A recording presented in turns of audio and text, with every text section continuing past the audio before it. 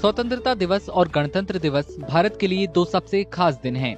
स्वतंत्रता दिवस 15 अगस्त को मनाया जाता है, जो ब्रिटिश शासन से आजादी का प्रतीक है। वहीं गणतंत्र दिवस 26 जनवरी को भारत के संविधान को अपनाने और 1950 में देश के गणतंत्र में बदलाव के दिन के तौर पर मनाया जाता है।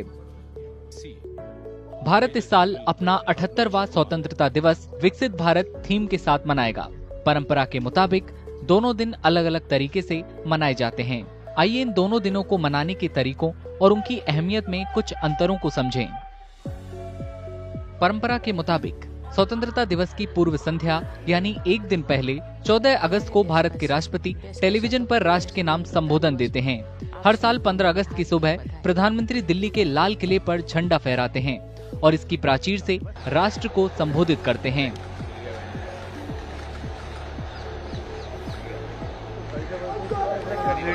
राष्ट्रगान खास तौर से राष्ट्रीय ध्वज फहराते वक्त बजाया जाता है और मुख्य कार्यक्रम का देश भर में प्रसारण होता है।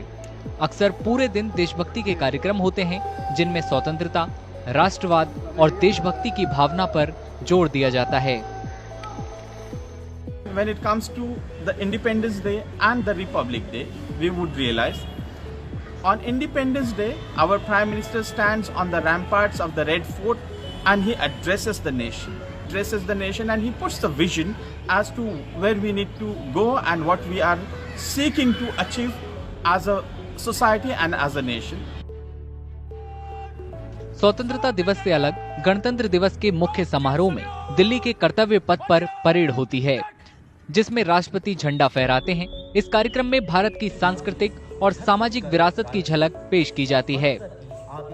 साथ ही भारतीय सेना, भारतीय नौसेना और भारतीय वायुसेना की टुकड़ियों की परेड और एयर शो भी होता है। 26th of January, that's the Republic Day. Our president occupies the center stage.